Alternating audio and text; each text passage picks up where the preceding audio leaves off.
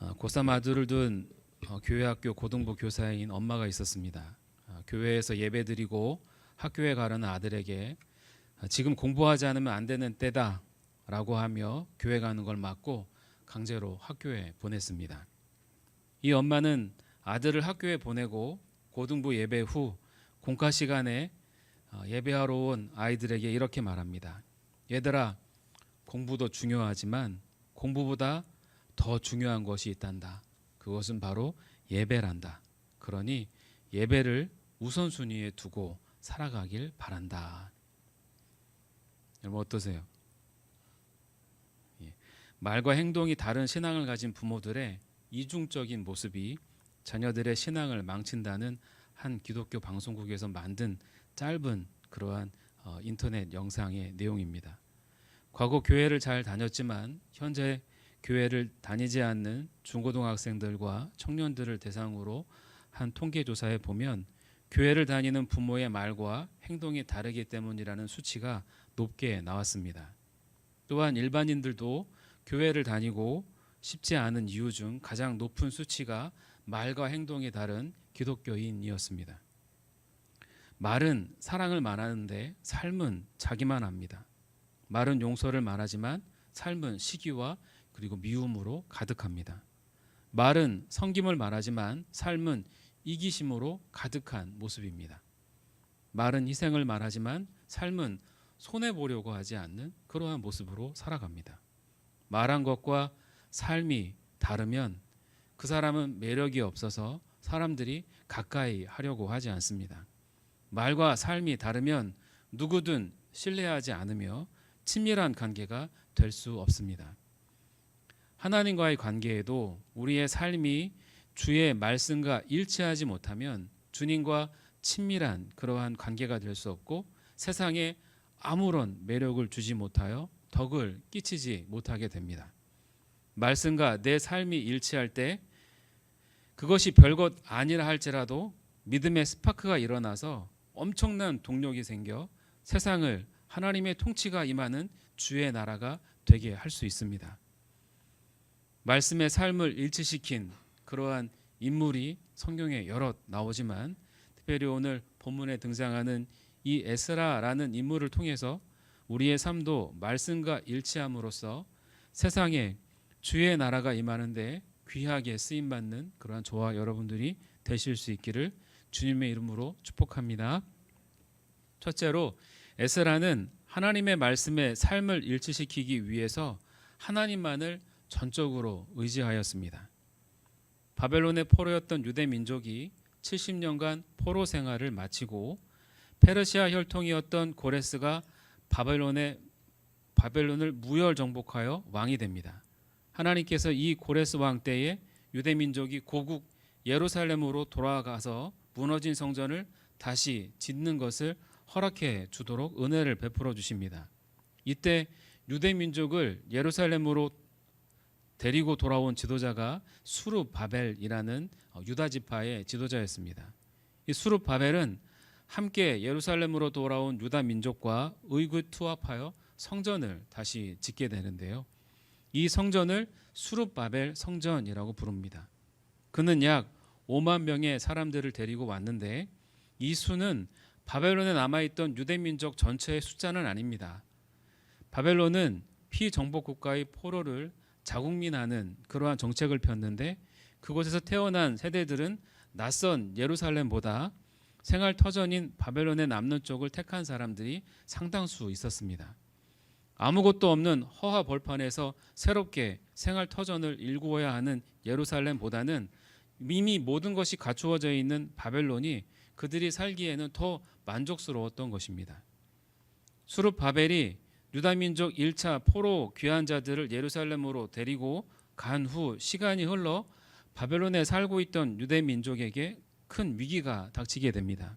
그 위기가 바로 에스더에 등장하는 아말렉 사람 하만이 유대 민족을 말살하려는 그러한 계략을 세운 것입니다. 이 위기는 하나님의 도우심으로 물론 해결되었지만 이 일로 유대 민족 사이에 바벨론도 안전하지 못한 곳이라는 그러한 여론이 형성이 되었고 바벨론의 6대 왕이었던 아닥사스다 왕 때에 유다 민족은 2차 포로 귀환을 하게 됩니다. 1차 포로 귀환한 지 약 58년 후입니다. 그들을 이끌었던 지도자는 바로 제사장 가문 출신인 학자였던 에스라입니다. 당시 에스라는 왕을 돕는 충성스러운 신하로 아주 중요한 위치에 있었으며 왕의 총애를 받았던 인물이기도 했습니다. 그가 유다 민족을 데리고 고향으로 귀환하겠다고 했을 때 이 아닥사스다 왕은 흔쾌히 허락해 주었고 필요한 것이 있으면 뭐든 도우려고 할 정도였습니다. 예루살렘으로 귀환하려는 유대 민족에게 가장 필요한 것이 무엇이었을까요? 그들을 호위해 줄 군사들이었습니다. 바벨론에서 예루살렘까지는 한 달은 좋게 걸리는 거리였습니다. 에스라가 포로 귀환한 유대 백성들을 이끌고 예루살렘까지 가는 그 길은 편한 길이 아닙니다. 그 길에는 아람의 도적대들이 있었고 또 들짐승들이 있어서 언제 공격해 올지 모르는 그런 곳입니다.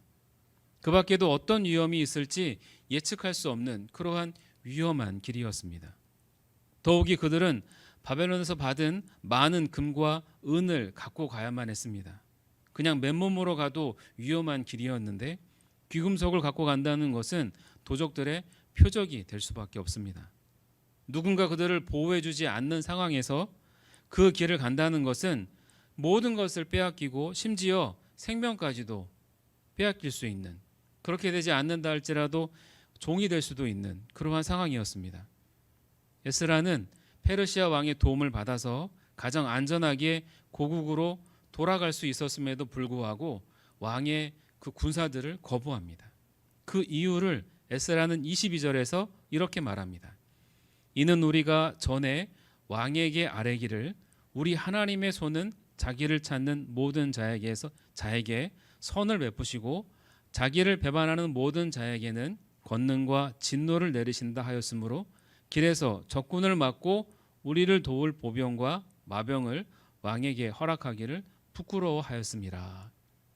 그러니까 에스라가 이 귀한 과정을 준비할 때 아닥사스다 왕으로부터 도움이 필요하면 부탁하라고 하였습니다.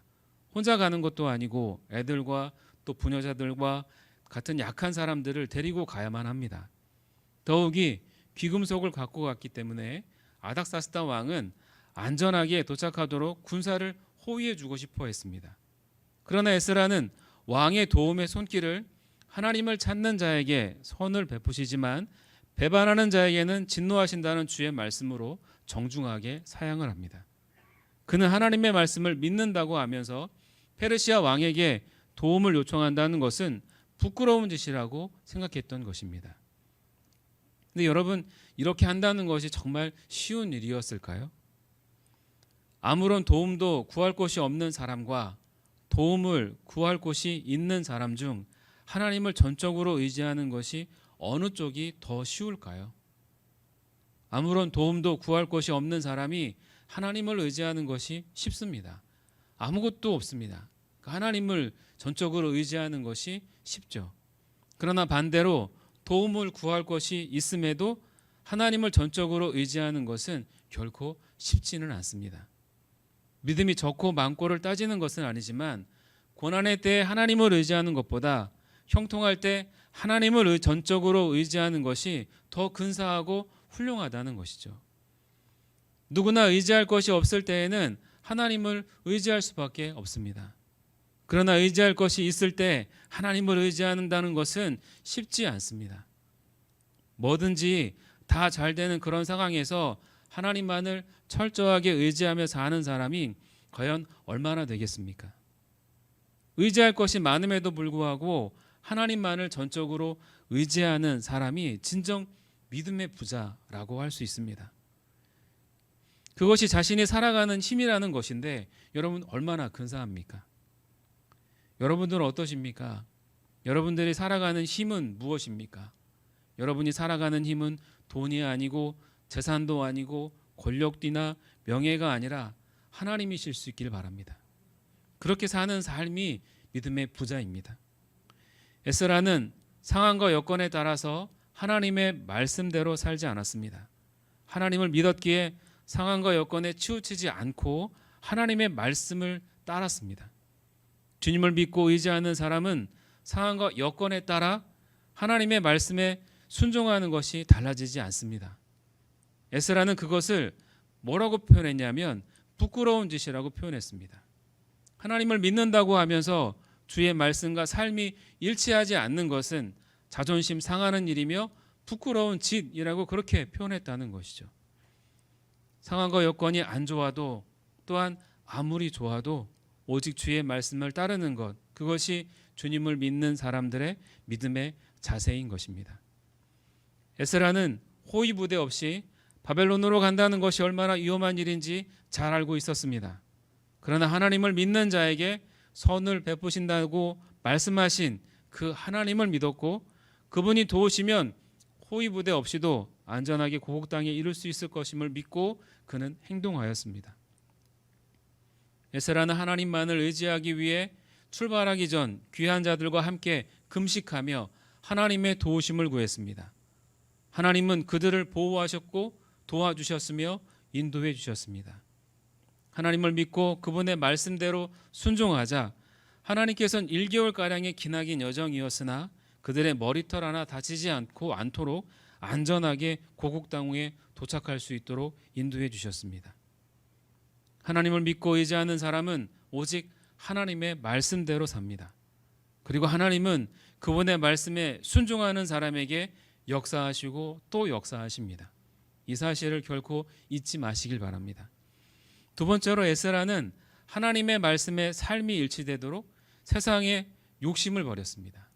25절 26절 말씀을 보면 그들에게 왕과 모사들과 방백들과 또 그곳에 있는 이스라엘 무리가 우리 하나님의 성전을 위하여 드린 은과 금과 그릇들을 달아서 주었으니 내가 달아서 그들 손에 준 것이 은이 650달란트요 은그릇이 100달란트요 금이 100달란트며 또 금잔이 20개라 그 무게는 1000다렉이요 또 아름답고 빛난 금같이 보배로운 놋그릇이 2개라 라고 말씀합니다. 에스라가 바벨론에 남아있던 유대 민족 중에 고국 예루살렘으로 돌아가기를 원하는 사람들을 데리고 그곳을 떠날 때 바벨론의 왕과 그리고 신하들, 바벨론에 살고 있었던 사람들, 그리고 그곳에 떠나지 않고 남아있던 유대 민족으로부터 엄청난 양의 금과 은 그리고 각종 그릇과 은그릇도 받았습니다. 예루살렘으로 돌아가서 성전 기구들을 만드는 데 사용하라고 준 것들이었습니다. 이것을 킬로그램으로 환산하면 금은 3,400kg, 은은 3,400kg, 8.4kg에 달하는 금그릇 20개와 놋그릇 2개입니다. 여러분 금반지 한 돈이 지금 얼마인지 아십니까? 약 20만 원이 넘는데요. 이 그 금 3,400, 은 3,400을 돈으로 환산하면 약 4천억 원 정도가 됩니다. 이 엄청난 양인 것이죠. 비록 성전 기구들을 만들 귀금속이지만 에스라가 이 귀금속을 관리만 해도 누가 사실 뭐라고 하지 않습니다. 근데 이 귀금속만 관리해도 사실 엄청난 힘이 생기는 거거든요. 지금도 금이나 은이 돈과 같은 역할을 하였듯이 당시도 금과 은은 돈이었습니다. 돈을 소유한다는 것은 힘을 소유한다는 것과 같습니다. 그렇게 되면 유대민족 통치가 쉬워지고 훨씬 빠르게 유대민족을 종교적으로 그리고 사회적으로 개혁해 나갈 수 있습니다. 그러나 그것은 하나님의 방법이 아닙니다. 세상적인 힘을 소유하게 되면 신앙이 반드시 변질되게 되어져 있습니다. 돈이나 권력 같은 힘은 하나님의 말씀대로 살아가지 못하게 하고 내 마음대로 살아가게 하기 때문입니다. 돈이라는 힘으로 내 마음대로 한다는 것은 돈의 마음을 빼앗긴다는 것을 말합니다. 권력이라는 힘으로 내 마음대로 한다는 것은 권력의 마음을 빼앗긴 것을 말합니다. 돈과 권력의 마음을 빼앗기면 하나님을 잃게 되어져 있습니다. 하나님을 잃으면 말씀과 삶은 일치가 불가능하게 되는 것이죠. 에스라는 금과 은을 자신이 직접 관리하게 되면 그 영향을 받아서 자신의 신앙이 변질되어질 것을 이미 알고 있었습니다.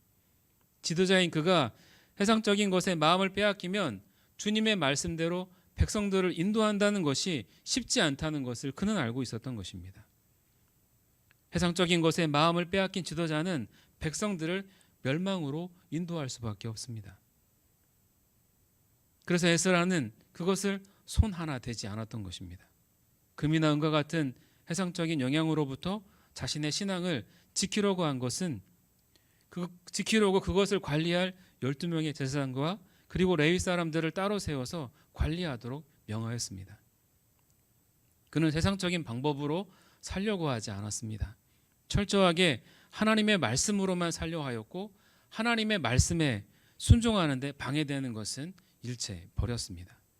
다시 말해서 하나님의 말씀대로 살아가기 위해서 세상적인 욕구들을 포기하였다는 것입니다. 하나님의 말씀에 삶을 일치시키려면 하나님의 자리에 다른 것이 삐집고 들어오는 틈이 생기지 않도록 해야만 합니다. 우리의 마음은 하나로만 채워져 있도록 만들어져 있기 때문이죠. 하나님만으로 채워져야 하는 마음에 다른 것이 들어오게 되면 그것이 곧 하나님으로 대체가 됩니다. 그것이 돈의 신인 맘몬이 될 수 있고 권력의 신인 소의 신 아피스가 될 수 있고 아름다움의 신인 비너스가 될 수 있습니다. 세상이 주는 부귀영화는 나의 소리에 집중하게 합니다. 그것이 하나님이 되면 더 이상 하나님의 말씀을 들을 수 없게 됩니다. 하나님의 말씀을 듣지 못하면 말씀과 일치하는 삶은 불가능하게 되어져 있습니다. 여러분, 하나님의 말씀에 순종하기 위해서 얼마나 하나님으로 여러분의 심령이 채워져 있습니까? 우리의 심령이 하나님으로 채워지지 않으면 하나님의 말씀과 삶이 일치되는 것은 불가능해집니다. 그렇기 때문에 세상적인 욕구들을 내려놓아야 하나님으로 채워질 수 있는 것이죠. 하나님으로 여러분 심령이 꽉 채워져서 하나님의 말씀과 여러분의 삶이 일치되는 복된 삶이 되시길 바랍니다. 세 번째로 에스라는 하나님의 말씀의 삶을 일치시키기 위해서 죄를 미워했습니다. 에스라가 고국 땅 예루살렘으로 돌아왔을 때 그곳에는 그의 마음을 괴롭게 하는 일들이 벌어지고 있었습니다. 이방 민족이 유대 민족이 이방 딸들과 결혼하여 살고 있는 사람들이 수없이 많았습니다. 유대 남자와 이방 여자가 결혼하는 것이 뭐 그리 잘못되었는가라고 생각할 수 있습니다. 이것은 하나님께서 일체 금하신 것입니다. 하나님은 이스라엘에게 이방인과 결혼하지 말라고 명하셨습니다. 그러한 말씀들이 성경에 수없이 기록되어져 있습니다. 출애굽기 34장 15절 16절에 보면 너는 삶과 그 땅의 주민과 언약을 세우지 말지니 이는 그들이 모든 신을 음란하게 섬기며 그들의 신들에게 제물을 드리고 너를 청하면 내가 그 제물을 먹을까 함이며 또 내가 그들의 딸들을 내 아들들의 아내로 삼음으로 그들의 딸들이 그들의 신들을 음란하게 섬기며 내 아들에게 그들의 신들을 음란하게 섬기게 할까 함이니라 라고 말씀합니다. 이방 여인과의 결혼은 하나님이 싫어하시는 것입니다. 하나님이 싫어하시는 것, 곧 그것은 죄라 할 수 있습니다. 왜 하나님은 이방 여인과 결혼하는 것을 그토록 싫어하셨던 것일까요? 이방 여인을 미워하기 때문이 아닙니다.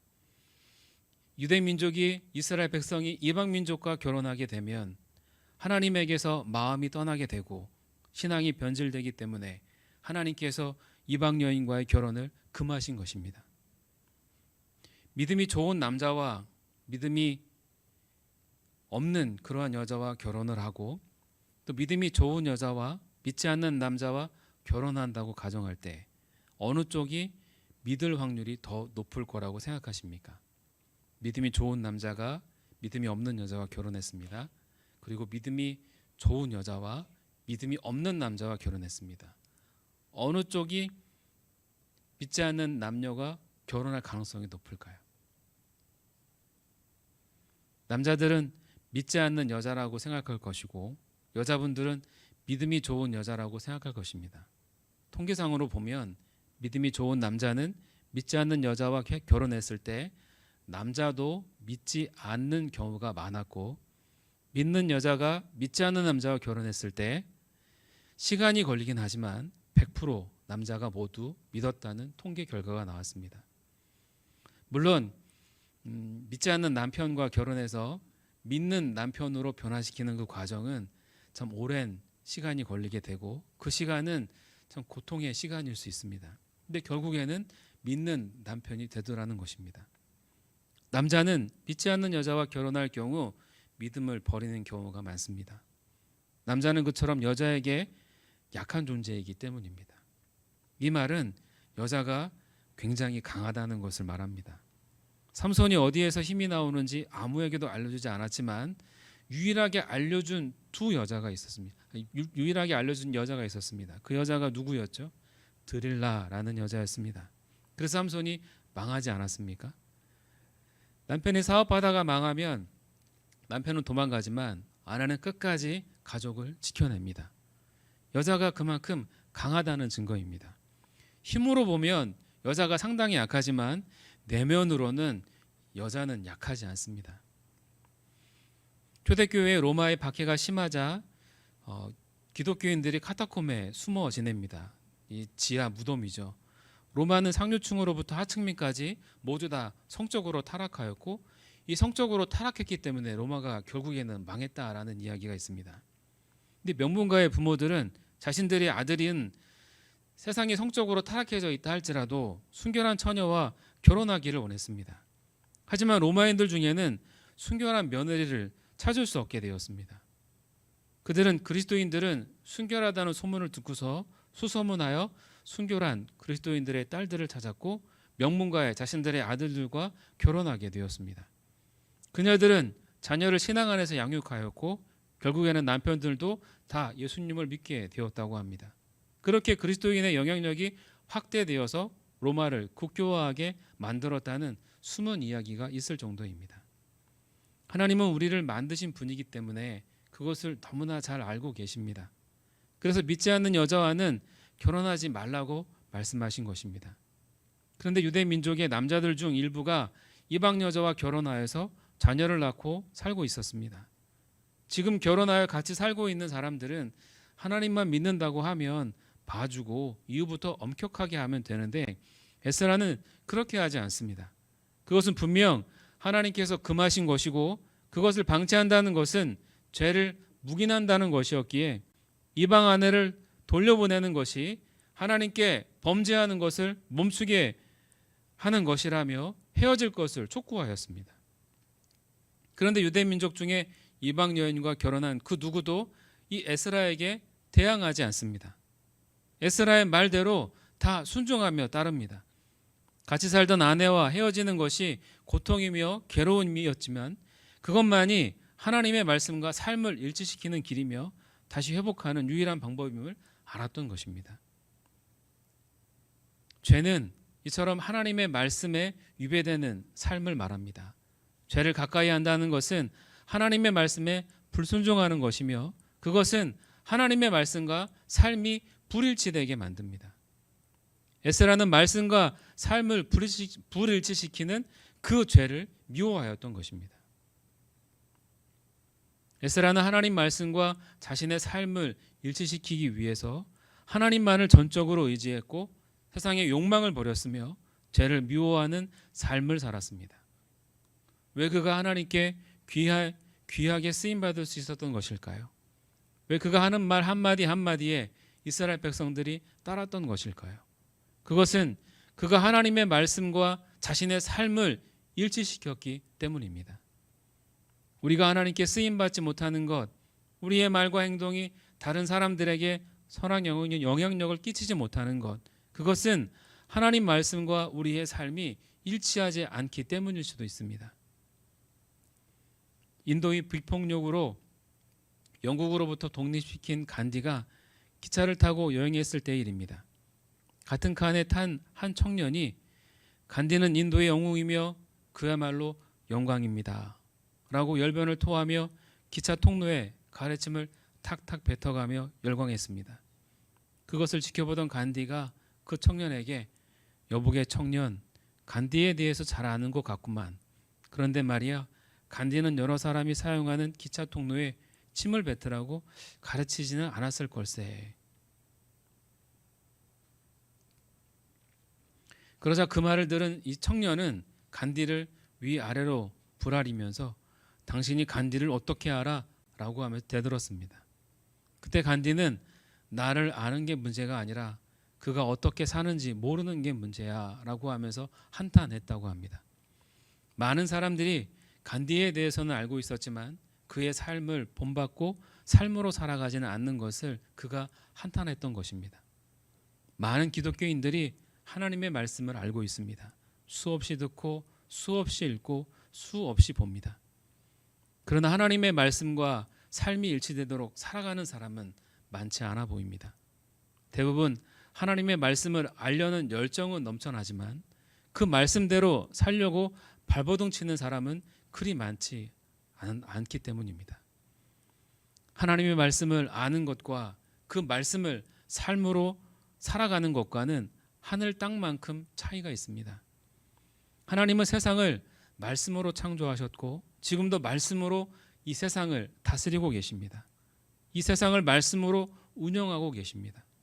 이 말은 하나님의 말씀은 능력이라는 것입니다. 그 말씀이 나에게 능력이 되려면 말씀을 읽고 듣고 쓴다고 해서 되는 것이 아닙니다. 그 말씀이 내 삶이 되어야 하는 것입니다. 말씀과 일치되는 삶이 되는 것이 곧 믿음이며 하나님의 말씀이 능력이 되는 삶이라 할 수 있을 겁니다.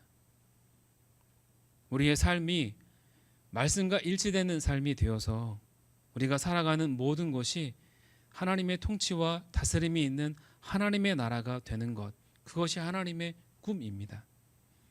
말씀을 단지 읽고 듣고 보는 것에 그치지 마시고 말씀이 내 삶과 일치되도록 그렇게 순종하며 살아가는 삶이 될 때 우리가 살아가는 곳이 하나님의 통치와 다스림이 임하는 하나님의 나라가 될 수 있음을 믿습니다. 그러한 저와 여러분들이 되셔서 우리가 발딛고 살아가는 모든 곳에 하나님의 나라가 꽃 피어질 수 있기를 주님의 이름으로 축복합니다.